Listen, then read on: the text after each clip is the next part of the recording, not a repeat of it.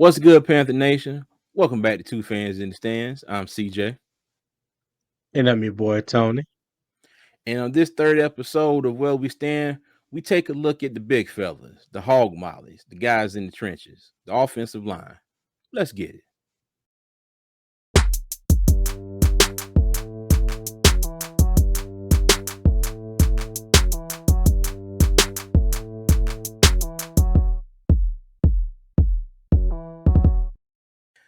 Tony, what's going on, cuz? How you doing today? Man, I'm good, cuzzo. How about you? Hey, I'm doing great. Like I said in the last video, we're edging closer and closer and closer to go time. All right. I'm, Yes, I'm I'm sir. ready for camp. I'm ready to get this show started. But before we get this show started, like always, a little bit of business. If you haven't already, hit that like button, subscribe, turn on those post notification bells so you know when our videos come out. We're still on our way to 1,000 subscribers. We appreciate everybody who's done so far. And if you haven't, go ahead and do us a favor. It'll help the channel out, and we appreciate you. Okay. So in today's episode, our last episode of Where We Stand for the Offense, we're going to take a look at where the offense starts on every play. The offensive line. Okay. So we're gonna take a look at the Yes, hog sir. mollies, the big fellas, okay, the guys in the trenches. All right. So Tony, let you go first. I'm sorry. But before I say that, we're going to give our thoughts on the offensive line. And then at the end, we have our two fans in the stands comfort level. And for those who haven't seen our previous episodes, it starts at the top with for show and goes all the way down to absolutely not. And in between, you got we good, it's all right, and I don't know. Okay. So I'm gonna kick it to you again, Tony, and let me know your thoughts about the offensive line. All right. Well, the offensive line, top 10 offensive line looking to improve from 2022. Suffered some injuries late at both guard positions. Mm-hmm. K May should fill in for Austin Corbett pretty good. And Chandler Zavala should push Brady Christensen at that left guard spot. So that is a battle that I'm very interested in seeing how it plays out in training camp. Center and both tackle positions will anchor the line and build a really solid and cohesive unit, hopefully a top five unit. Last year, the offensive line allowed 36 sacks, which was 11th in the league as far as sacks allowed, and they had 28 total penalties. Now, that does not include declined or offsetting penalties, okay?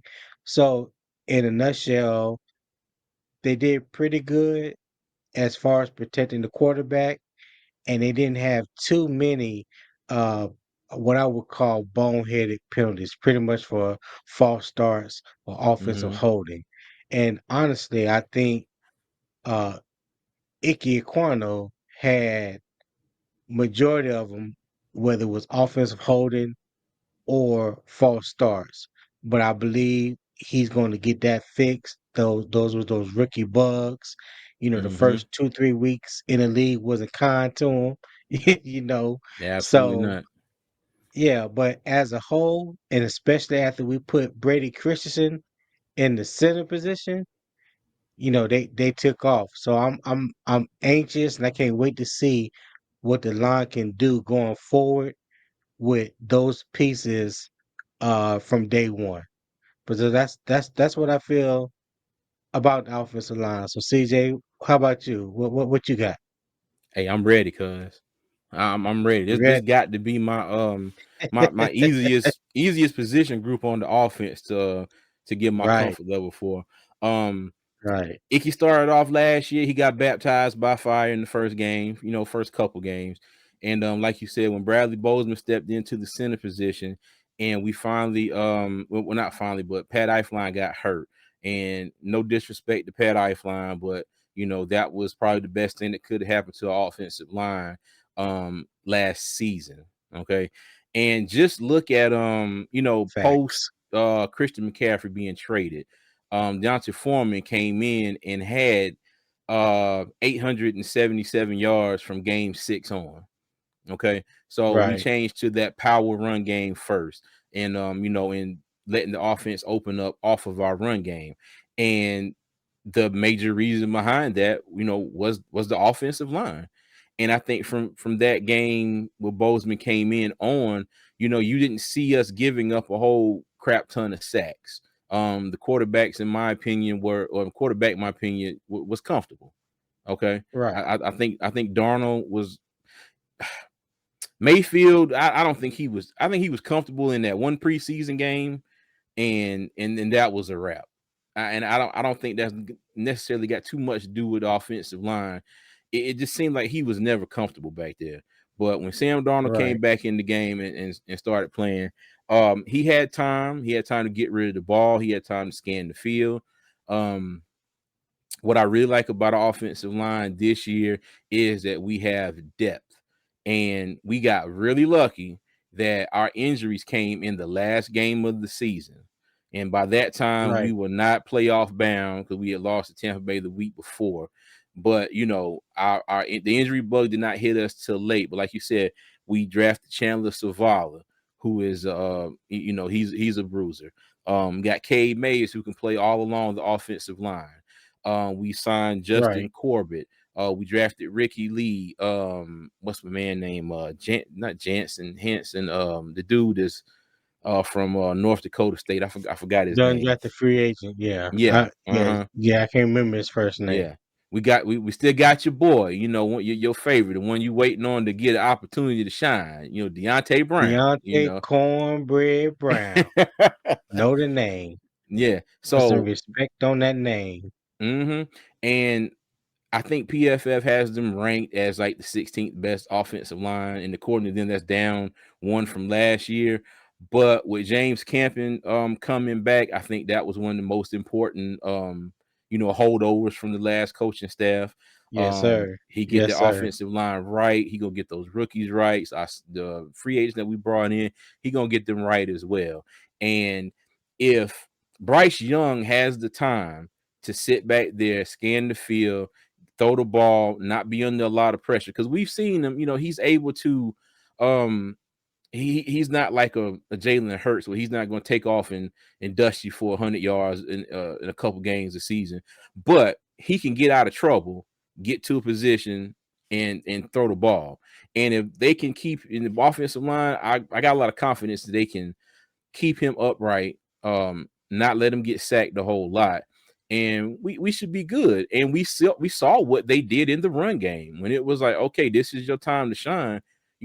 They shine Right. when more Right. times than not that hey, more times than not they moved that line of scrimmage, and the running backs were just like, there's a hole there about big as a two-car garage. Let me just go ahead and stroll right on through it, and gain me about 20 yards. So Yes, yeah, sir. Yes, I sir. I And I you do gotta like have that. You gotta have you that. do.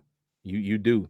And but I think especially Icky, okay. Taylor Moton has been our stalwart at the right tackle for some years. Icky's rookie season started off a little shaky, but it got better and better and better as the season went on. And I think the real strength of our offensive line was, in the middle, two guards in the center. I think they did an excellent job. So, but yeah, Yeah. so let's go ahead and get to the comfort level, Tony. Give me yours on the offensive line. Well, that's easy. I give it a for Mm-hmm. show rating. There you go. Yeah. Yeah, ain't no doubt about it. And Mm-hmm. I give it a for show rating, not because I got an attitude about a particular article that came out that had the Panthers offense of line, ranked 17. Like, I'm Mm-hmm. still waiting to find out what other 16 lines you got better than them. I'll wait. I'm a patient man. I ain't got nothing else to do. But on top of that, to me, the proof was in the pudding. Okay? Yeah. When Bradley Bozeman stepped into that line, it The changed the switch came on. dynamic of the offensive line. Yeah, it's like a switch came on. And I am looking forward to them building on that, him Mm-hmm. getting a full season, barring injuries, starting day one, and see how this team comes together as a cohesive unit. I think Brady Christensen is going to have a fire lit up under him because he got Chandler Savala right on his heels. Okay. Yep. And K Mays, he's gonna hold it down until Austin Corbett comes back.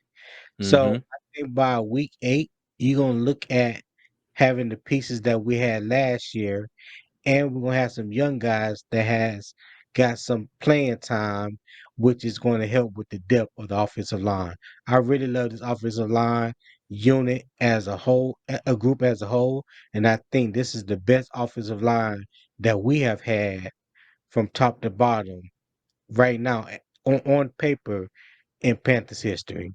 So CJ, what's your take on it? What's your comfort rating? I'm gonna have to give it a smooth. Oh, for sure. For sure. Hey, that's all I got to say. Like Yeah, what was it Bernie Mac and what was it, Ocean's 13 with the game he had in the casino? Enough said. For sure. yeah, Enough said. That's all I got to say. yeah. That's all I got to say on that one. For sure. Oh, man. But yeah, I mean, I just think this is the like you said, this is the strongest offensive line that we have had in quite a while. And the 2015 line just kind of to me came out of nowhere because you had two Norwell and Rimmers. I don't know if both of them were undrafted.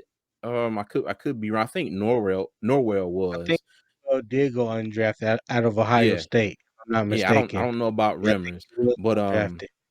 yeah, that I might offensive be mistaken. line kind of, to me, not really came out of nowhere, but it definitely was like, oh, y'all done way better than we thought.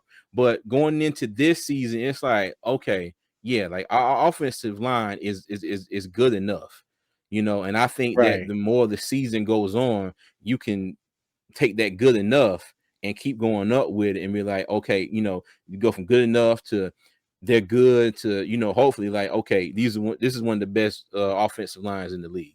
So yeah, right, right. yep, okay. Okay. But got anything you want to say before we wrap up our last unit on the offensive side of the ball? But no, hey, as a whole, offense Mm-hmm. as a whole, I think we on paper, and let me Mm-hmm. emphasize on paper, On I paper. think we look pretty good on paper, and I'm excited to see how everything comes together. I'm looking forward to it. I think Mm-hmm. this is going to probably be one of the better years in Carolina history.